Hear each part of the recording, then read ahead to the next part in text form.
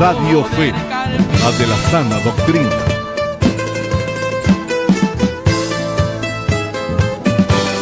¡Aleluya! ¡Bendito Dios del cielo! ¡Ay, qué lindo!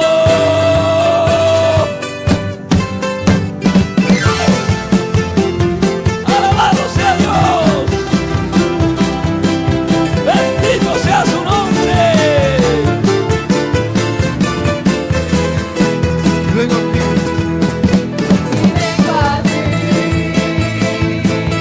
Precioso Señor, necesito tu presencia. Dile, dile, dile, dile. Quiero tu calor y tu preciosa unción, ese fuego que me quema. Quiero más de ti. Quiero sentir, derrama de tu espíritu en mí. Dígale. Amado mío, lléname. Abrázame.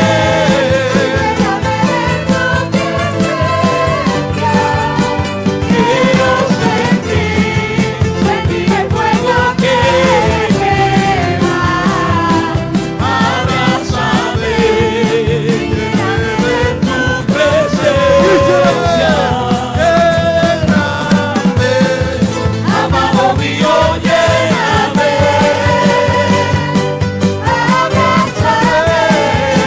Lléname de tu presencia.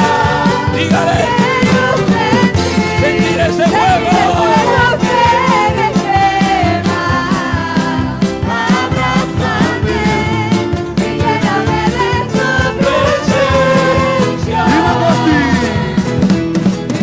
Usted escucha a esta hora su programa radial, Doctrina Apostólica, junto a nuestro hermano Richard Riquelme González.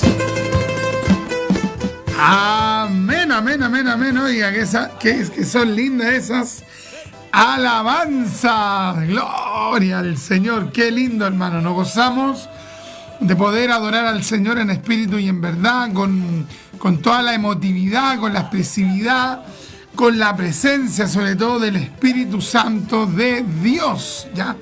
Realmente es muy complicado cuando uno está en un culto, hermano, donde parece una misa, ¿ya?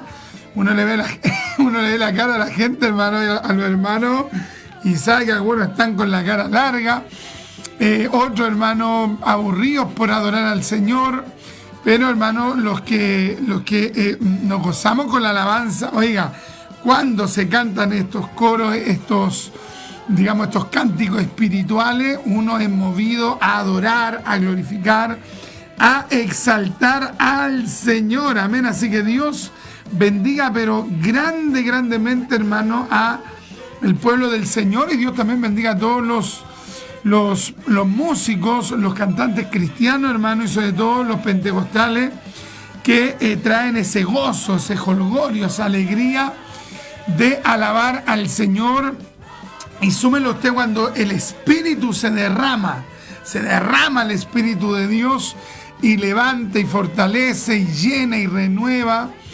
El único que puede estar enojado cuando hay un mover de alabanza, hermano, es el diablo, porque lo que quiere el diablo es que el hombre se glorifique a sí mismo, se exalta a sí mismo o exalte, hermano, a alguna institución, pero cuando hay un pueblo que alaba a Dios en espíritu y en verdad, oiga, el diablo se aira, pero tremendamente, pero el Espíritu Santo, hermano, se manifiesta, renueva, levanta, fortalece, restaura, quebranta. Oiga, el diablo se enoja, pero Dios derrama de su gozo en medio de su pueblo. ¡Qué lindo, hermano!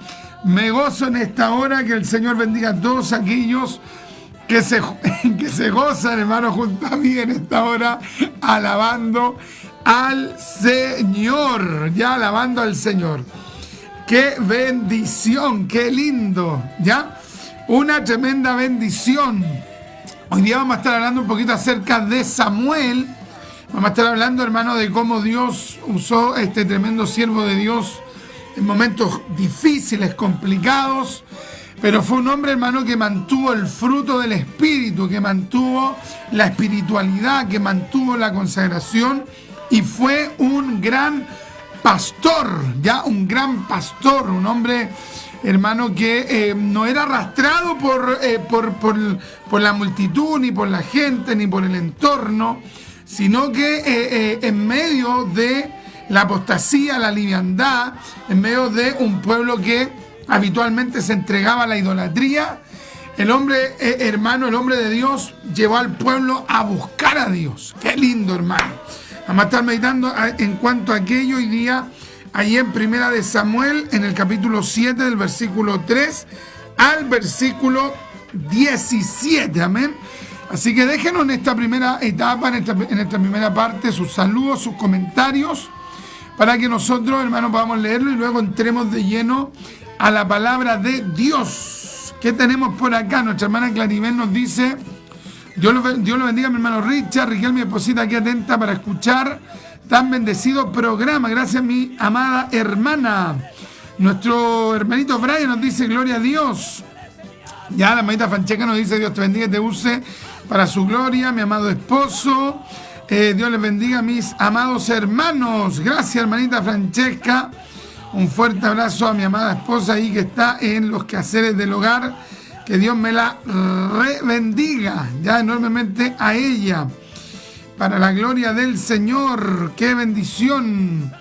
Nuestro hermano Iván nos dice: mis más sinceros saludos para usted, mi hermano Richard, y a todos los que se conectan a esta línea de bendición. Que el Dios de paz le use grandemente la enseñanza de esta tarde en este bendecido programa Radial Doctrina Apostólica Comuna de Los Espejos. Dios bendiga a mi amado hermanito Iván.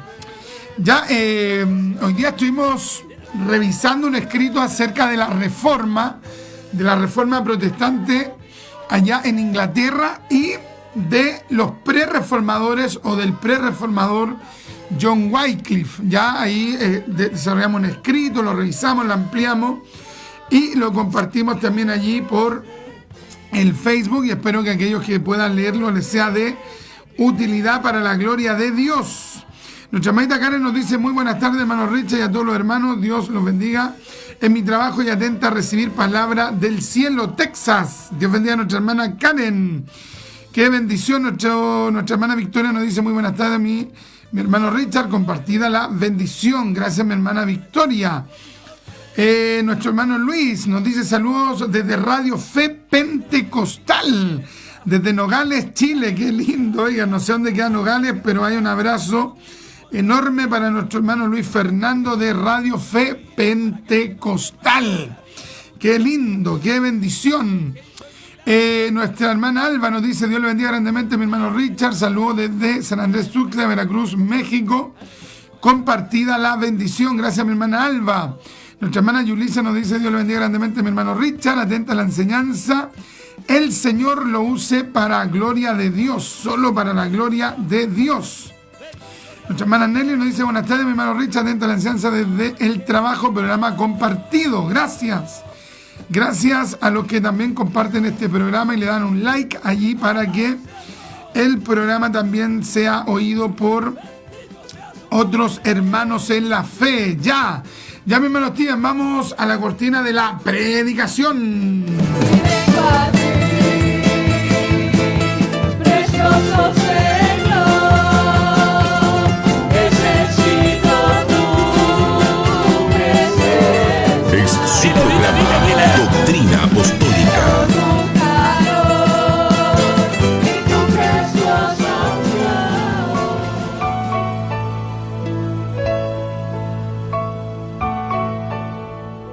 Así que la fe es por el oír, y el oír por la palabra de Dios. Dispongamos nuestro corazón para escuchar la exhortación de la gloriosa, sublime y excelsa palabra de Dios. Medite opine, practique y comparta lo que Dios le entregó por medio de esta enseñanza. Al Cordero, gloria del amor, la historia. Es su programa Doctrina Apostólica. Amén, amén, amén, amén. Vamos a leer entonces 1 de Samuel, capítulo 7. Ya, y vamos a leer desde el versículo 3 hasta el versículo 17. Vamos a leer la palabra de Dios. Y si usted le ministra esta palabra, hermano, ahí confirme. Si está ahí en su trabajo, diga amén, diga gloria a Dios, dígale aleluya. Porque las promesas de Dios son en el sí y en el amén.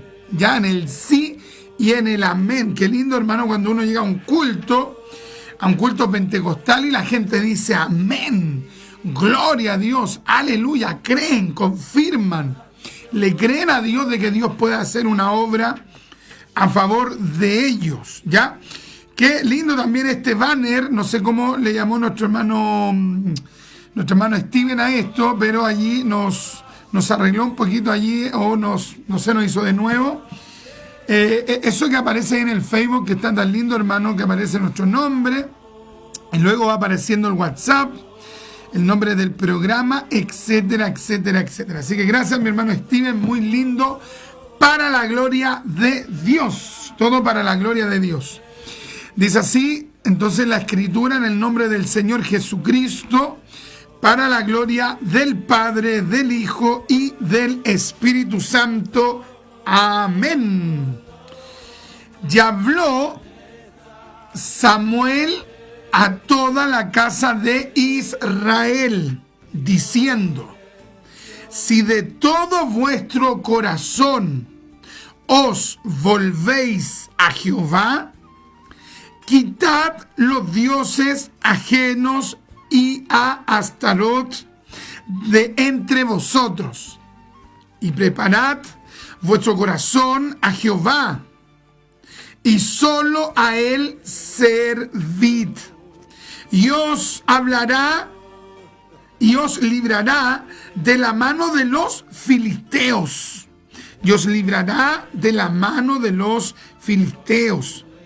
Entonces los hijos de Israel quitaron a los Baales y a Astarot y sirvieron solo a Jehová. Y Samuel dijo: reunid a todo Israel en Mizpa y yo oraré por vosotros a Jehová. Y se reunieron en Mizpa y sacaron agua y la derramaron delante de Jehová y ayunaron aquel día. Y dijeron allí: contra Jehová hemos pecado. Y juzgó Samuel a los hijos de Israel en Mizpa. Cuando oyeron los filisteos que los hijos de Israel estaban reunidos en Mizpa, subieron los príncipes de los filisteos contra Israel. Y al oír esto, los hijos de Israel tuvieron temor de los filisteos. Entonces dijeron los hijos de Israel a Samuel: no ceses de clamar por nosotros a Jehová nuestro Dios, para que nos guarde de la mano de los filisteos. Y Samuel tomó un cordero de leche y lo sacrificó entero en holocausto a Jehová. Y clamó Samuel a Jehová por Israel, y Jehová le oyó. Y aconteció que mientras Samuel sacrificaba el holocausto, los filisteos llegaron para pelear con los hijos de Israel. Mas Jehová tronó aquel día con gran estruendo sobre los filisteos y los atemorizó, y fueron vencidos delante de Israel.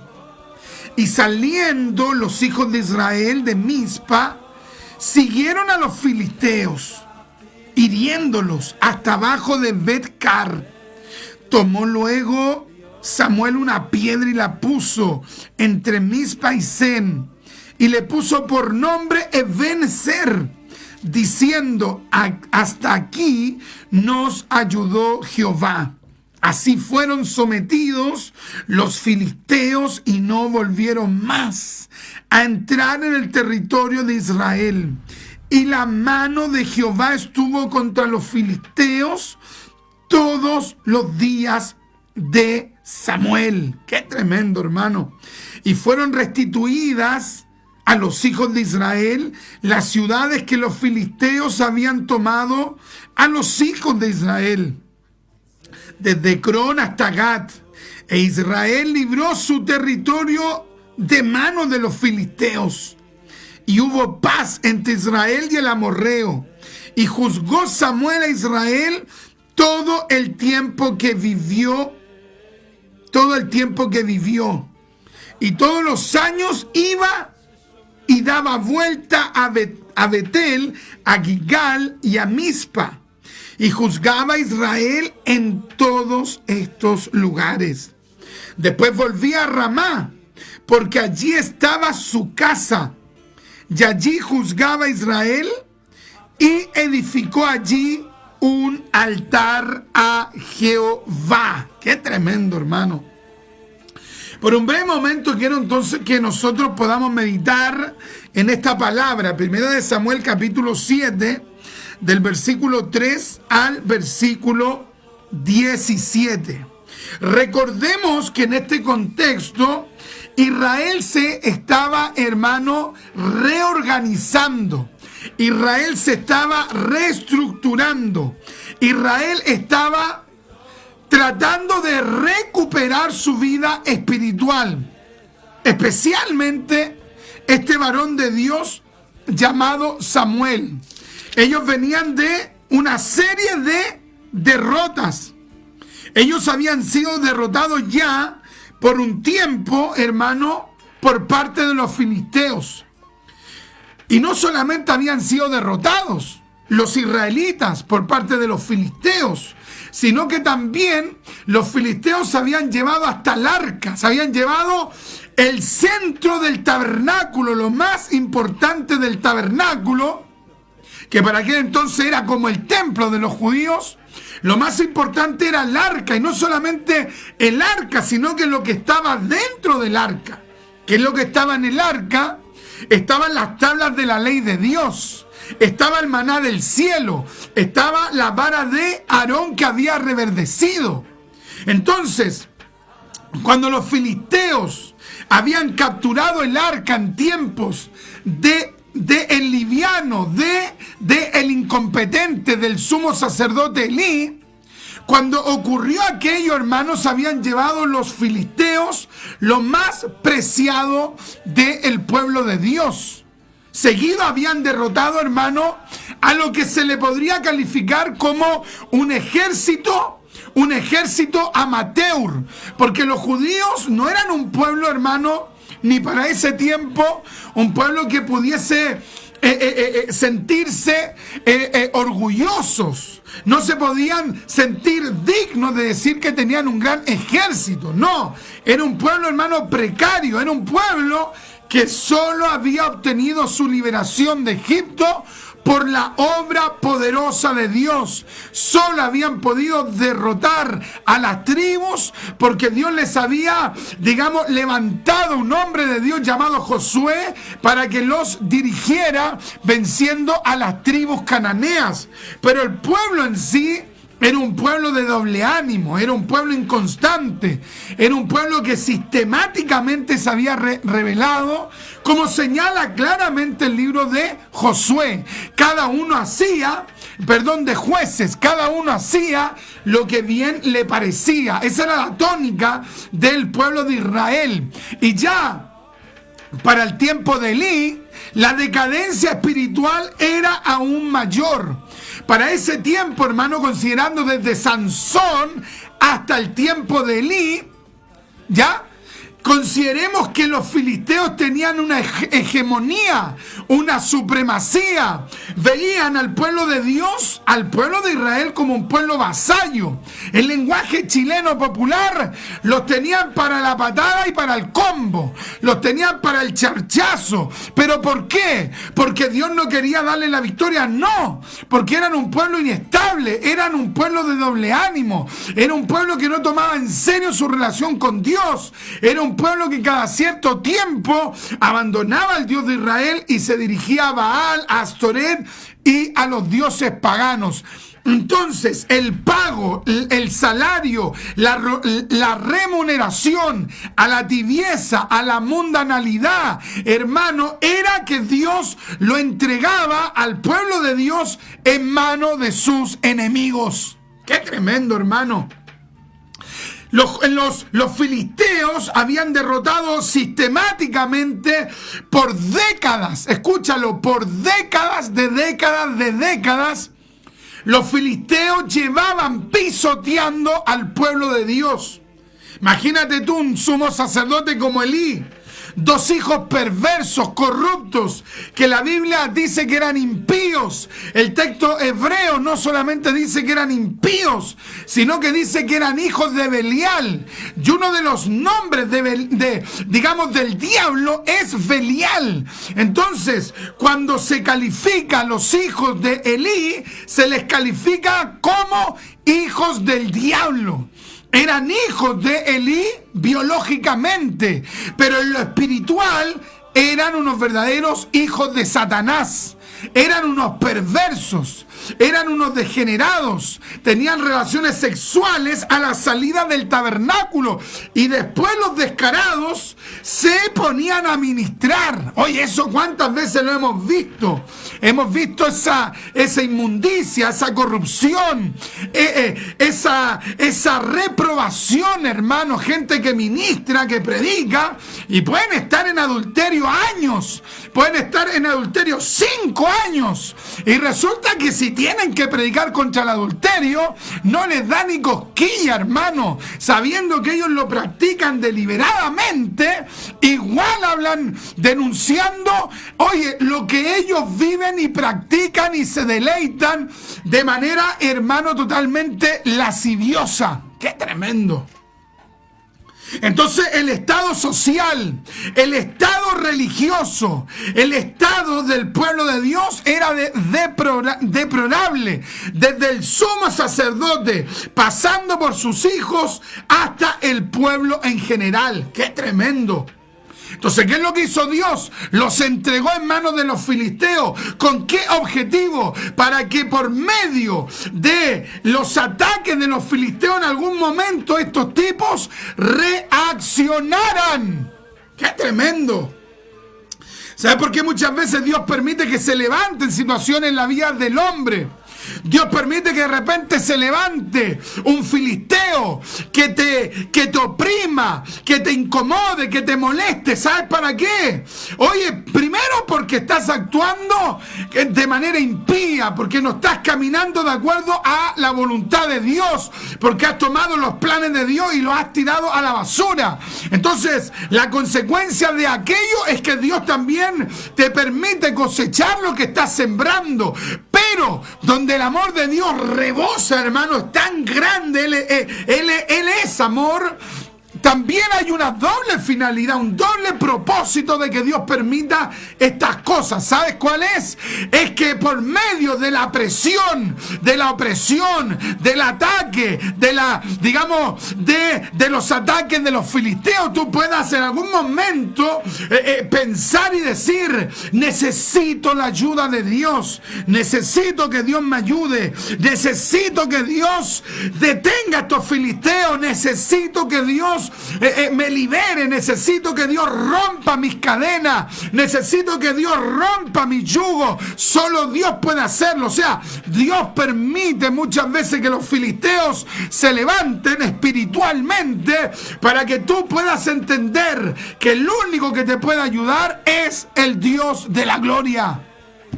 Oh, qué tremendo, hermano. Yo no sé si hay algún amén, un gloria a Dios. un aleluya. Hoy sí, hermano Richard, miro mi vida y Dios ha permitido que haya por ahí un filisteo que me haga la guerra, que me quiera pisotear. Y me hace problema aquí, me hace problema allá. Pero ¿sabes por qué Dios lo está haciendo? Para castigarte, porque has vivido a tu manera, pero también en las paradojas de Dios, Dios permite aquello para hacerte reaccionar. Los filisteos estaban viviendo, digamos, en una hegemonía, en una supremacía en relación al pueblo de Israel. ¿Quién eran los filisteos? Los filisteos, mis amados, era un pueblo, era una tribu, digamos que eran marítimos, eran personas que se habían educado para controlar, para tener dominio del mar. Manejaban pero plenamente el tema de las embarcaciones. Y en un momento de la historia del pueblo de Israel, ¿saben lo que Dios permitió? De que, hermano, estos filisteos se levantaran en contra del pueblo de Dios. ¿De dónde venían los filisteos? Los filisteos no eran propiamente tal cananeos. No llevaban siglos allá en Canaán. De repente irrumpen en la historia del pueblo de Dios. ¿Pero por qué irrumpen? Porque ellos se trasladaron de territorios lejanos.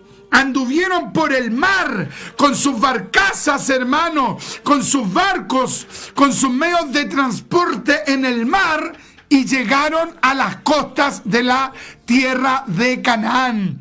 Este pueblo era un pueblo fiero, era un pueblo guerrero, era un pueblo, hermano, en un sentido totalmente inmisericordia. Era un pueblo avasallador. Llegaron a las costas de la tierra de Canaán y era tal su bravura, su potencia, su vigor, era tal su capacidad para batallar, hermano, que rápidamente comenzaron a derrotar a los pueblos que estaban en las costas de la tierra de Canaán.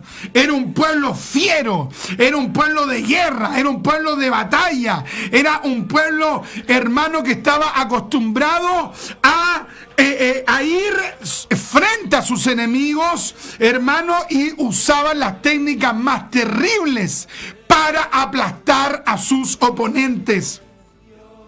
Los filisteos comenzaron, hermano, a imponerse en varios territorios en la tierra de Canaán. Eran conquistadores.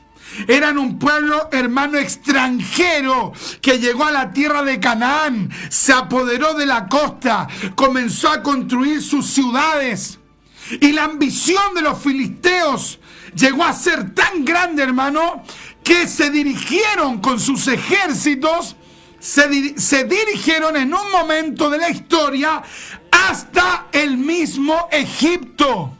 Y le hicieron guerra a los egipcios y por poco no se apoderan de todo el territorio de Egipto. ¡Qué tremendo!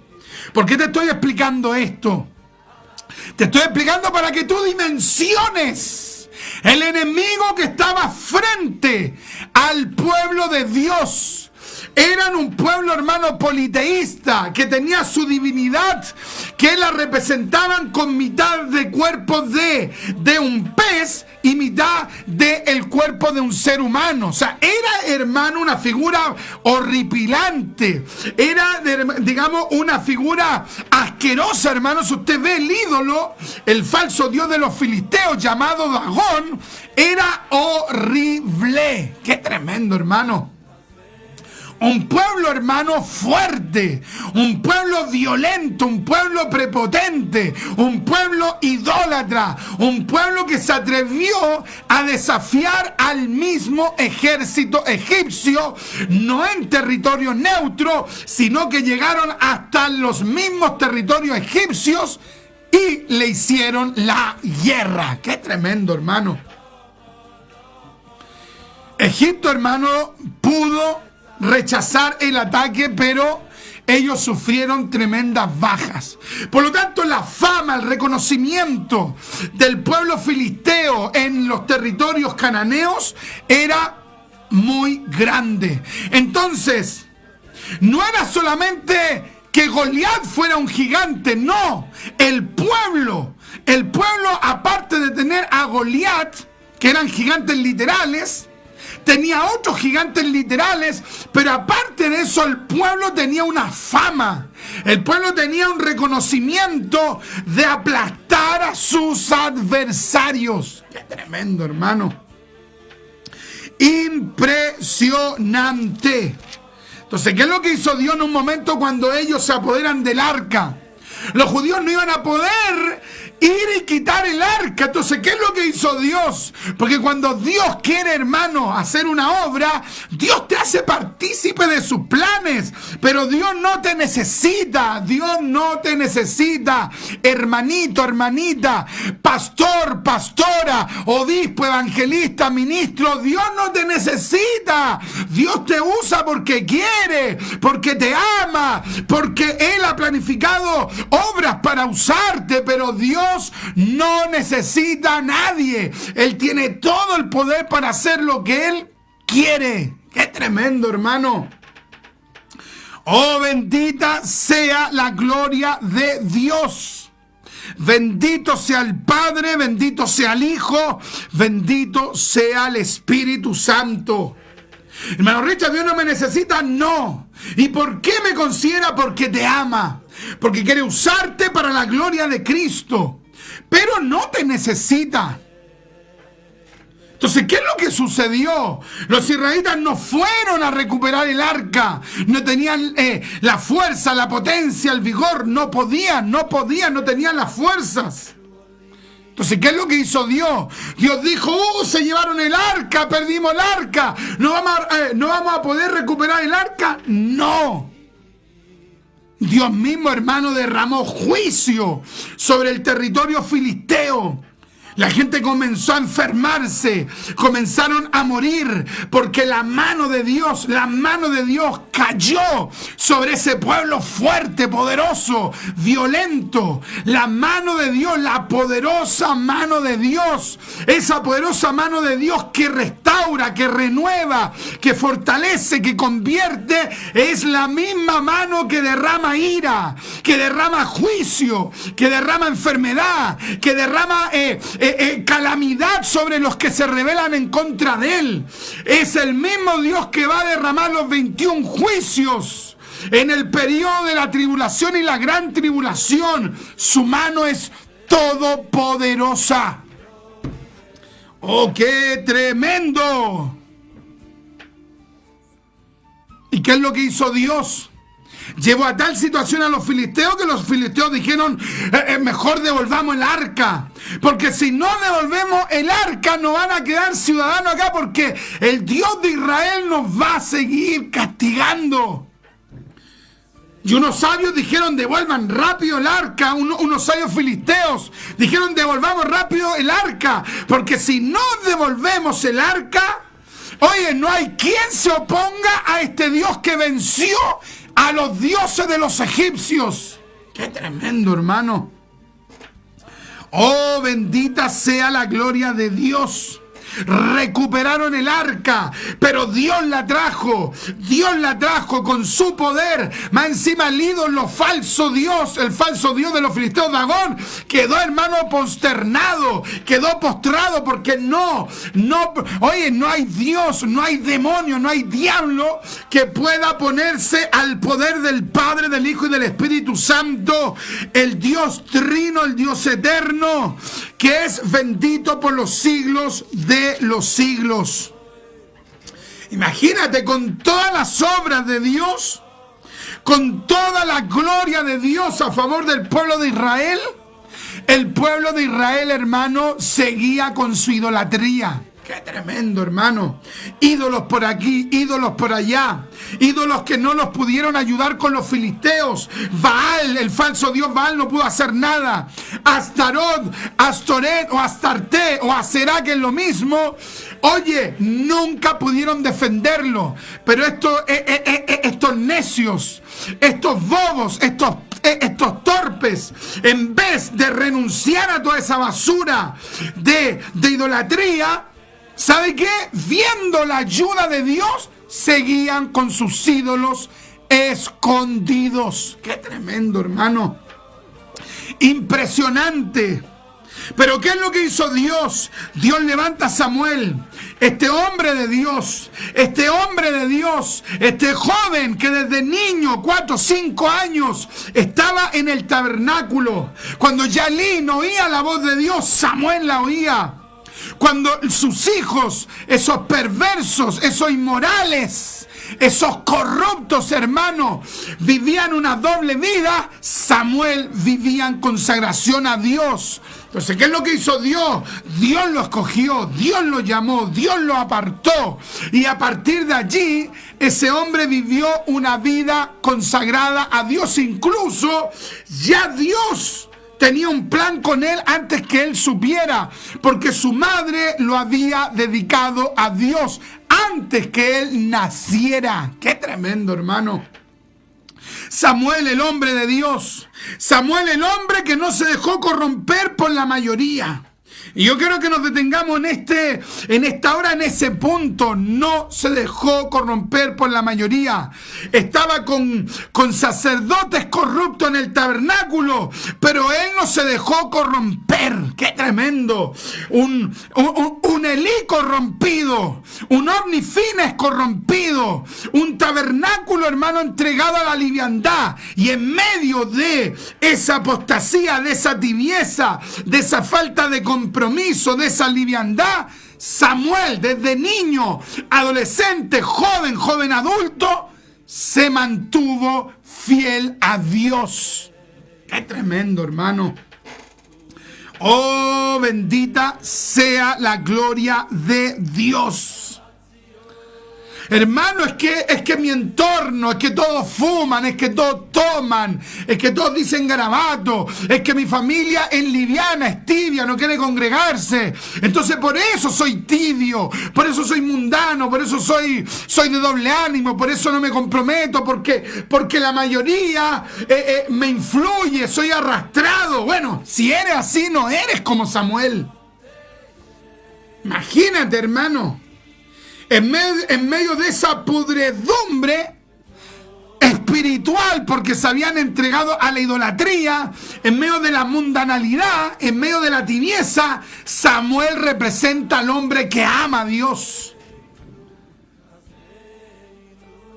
Todo el entorno liviano, no oran, no leen la Biblia, no buscan, son mentirosos, son cuenteros, son charlatanes, son drogadictos, son alcohólicos, pero ahí está Samuel buscando a Dios. Oye, qué tremendo hombre de Dios. Desde niño vio la hipocresía de Elí. ¿Y qué crees tú que Samuel dijo? Bueno, si Elí, el sumo sacerdote, es un hipócrita, es uno de doble ánimo, es una persona que es un liberal, entonces yo tengo permiso, porque si Elí era así. No, Samuel nunca lo vio así. Qué tremendo, hermano. ¿Cuánta gente que se justifica de esa manera? Se justifican de esa manera. Es que mi iglesia es liviana, mi iglesia es tibia, es que mi iglesia aquí, mi iglesia allá, y por eso soy así. ¿Cómo que por eso eres así? ¿Acaso no puedes buscar a Dios? ¿Acaso no puedes ir y apartarte y buscar a Dios en oraciones, leyendo la Biblia, guardándote para Dios? Ese es Samuel.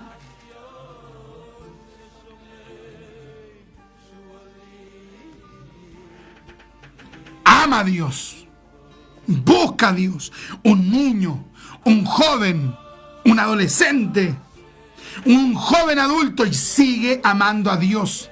Y ve para allá inconsecuencia, y ve para allá corrupción, y ve para allá poca consagración, y ve adúlteros, y ve infieles, y ve gente hipócrita. Pero el hombre ama a Dios y no se deja corromper. ¿Por qué? ¿Porque es tremendo? No, porque depende de Dios. ¡Qué tremendo, hermano!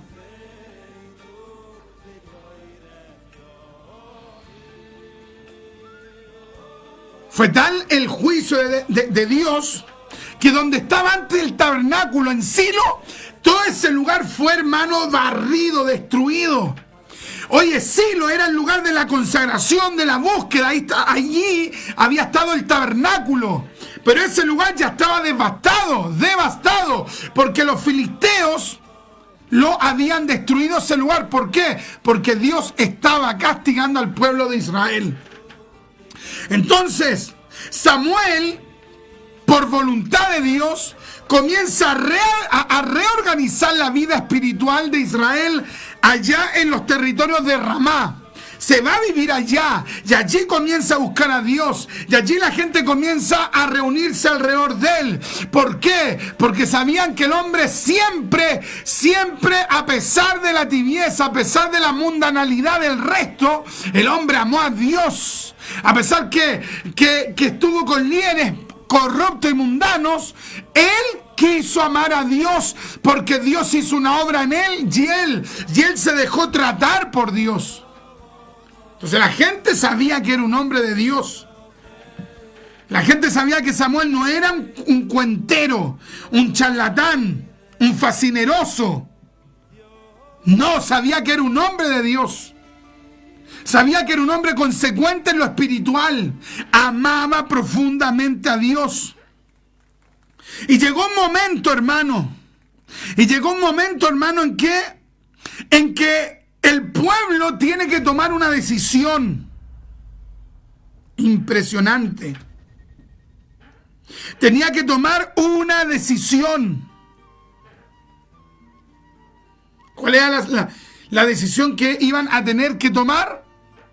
O renunciaban completamente a los ídolos, o se volvían a Dios al 100%, y se volvían a Dios al 100%, o seguían con su vida idólatra, apóstata, pero Dios no los iba a guardar. O sea, o renunciaban a los ídolos para volverse al 100% a Dios, o Dios les decía, o les dijo por Samuel, o sigan con su idolatría, pero no busquen mi protección. Porque ¿qué es lo que estaban haciendo ellos? Querían seguir siendo unos idólatras, unos perversos, unos livianos, y a la vez querían la protección de Dios. ¿Cómo está esa? ¿Cuánta gente, hermano, que así? Quieren, hermano, quieren seguir con sus ídolos, con su idolatría, con su vida del mundo, pagana, pero a la vez quieren la protección de Dios. ¡Oh, qué tremendo, hermano!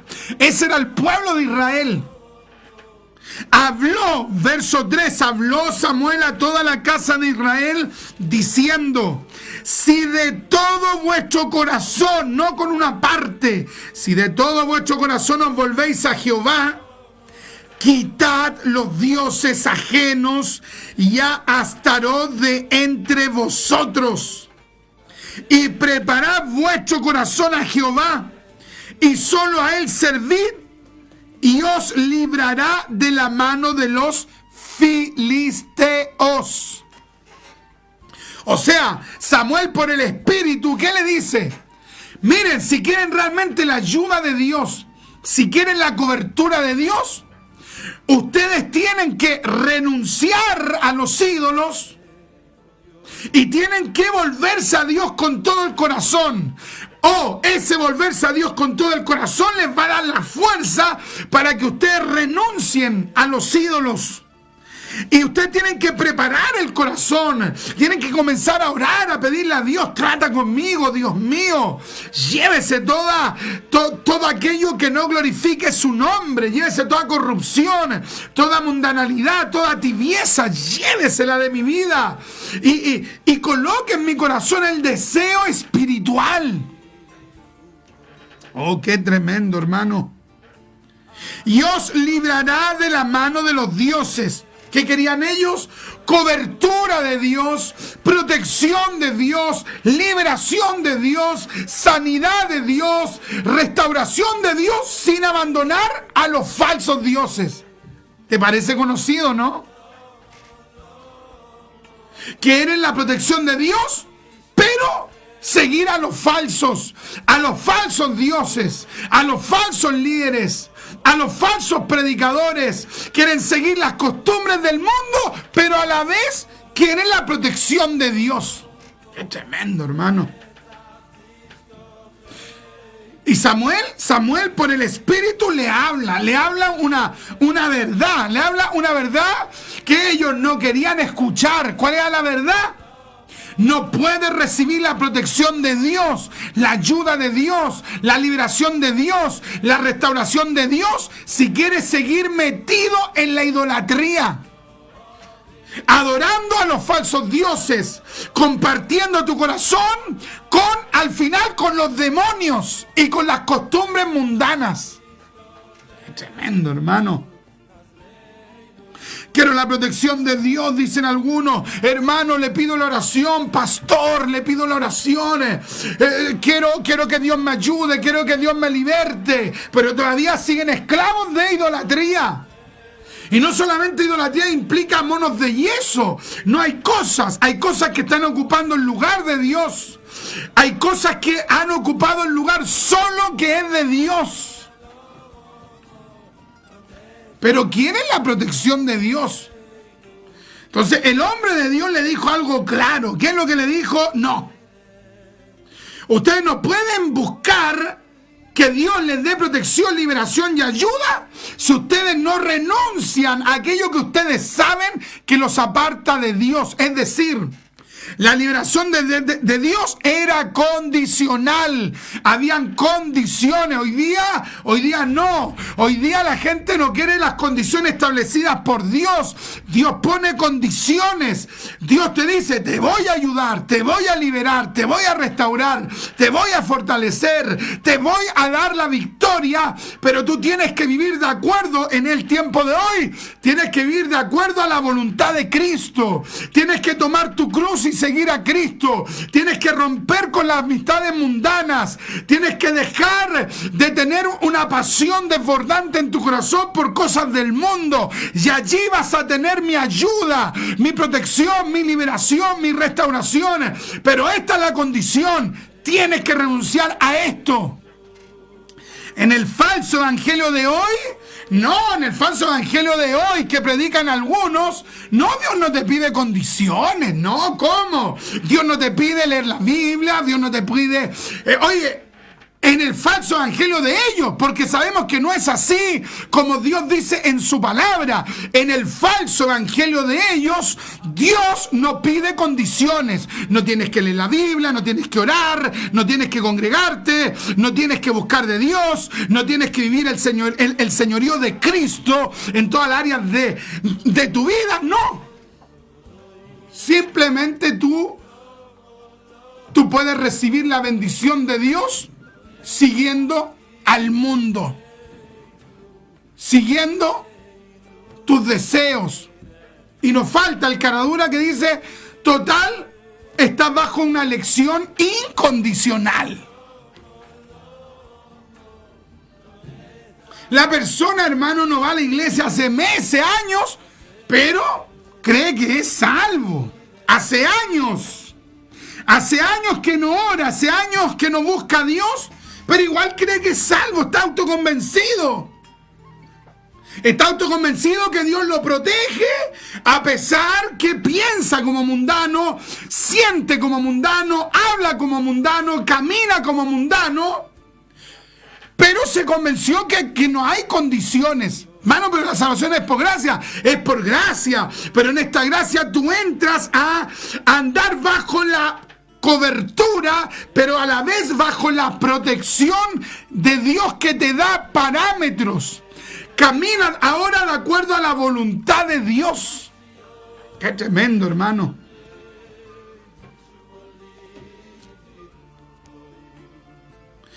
¿Quieren la liberación de Dios? Sin servir a Dios. Si de todo vuestro corazón os volvéis a Jehová, quitad los dioses ajenos y astarot de entre vosotros, preparad vuestro corazón a Jehová y solo a él servid, y os librará de la mano de los filisteos. ¿Quieres que Dios te libre? Tienes que renunciar a la idolatría y servir a Dios, servirlo. ¿Quieres liberación? Con mantener su idolatría o manteniendo su idolatría. ¿Quieren servir a Dios o quieren ser libres por Dios sin entregarse plenamente a Dios? ¿Quieren la liberación de Dios sin servicio? No quieren hacer nada para Dios, para la gloria de Dios. Pero hoy día Dios nos dice, quieren la liberación, quieren la restauración. Por la palabra Dios nos dice, quieren la bendición mía, quieres que te libre de ese poderoso enemigo, quieres que te libre espiritualmente de esos filisteos que te quieren destruir. ¿Quieres mi bendición? Tienes que renunciar a la idolatría, tienes que renunciar a los ídolos, tienes que renunciar al mundanismo, tienes que dejar de lado tu vida pasada, tienes que servirme con toda tu alma, con amor, con fe, con entrega. Y el Señor nos dice por su palabra, y yo te voy a librar. ¡Qué tremendo, hermano! Oh, bendita sea la gloria eterna de Dios. Amados, tú puedes ver muy grande a los filisteos, puedes ver a tu opresor grande, pero el Dios que tú sirves es más grande que cualquier filisteo, que cualquier gigante. ¿Qué es lo que dijo David? ¿Qué es lo que dijo David con fe, con convicción, con seguridad? ¿Qué es lo que dijo David? En los capítulos más adelante se narra esto. ¿Qué es lo que dijo David? Cuando vio al gigante, ¿qué es lo que dijo? Él dijo con convicción, Jehová te entregará en mi mano. Porque él sabía que el Dios que él servía no era simplemente un Dios más de Canaán, no. Era el único Dios verdadero que existe, como nosotros sabemos, en tres personas: el Padre, el Hijo y el Espíritu Santo de Dios. Así que, amado, Dios tiene todo el poder para derribar a tus enemigos y darte la victoria, darte la liberación, Dios tiene el poder para darte el triunfo. Oh, qué lindo. ¿Qué dijo el apóstol Pablo? Con Cristo, con el Mesías, somos más que vencedores. Estamos con el vencedor. Cristo venció al diablo. Cristo venció a los demonios. Cristo venció a la muerte. Cristo venció a todos. Cristo es el siempre victorioso. Hasta acá dejamos esta predicación y este programa. Déjanos tus saludos, tus comentarios. Comparte esta palabra para bendición. Y me despido ahora con un Maranata. El Señor viene.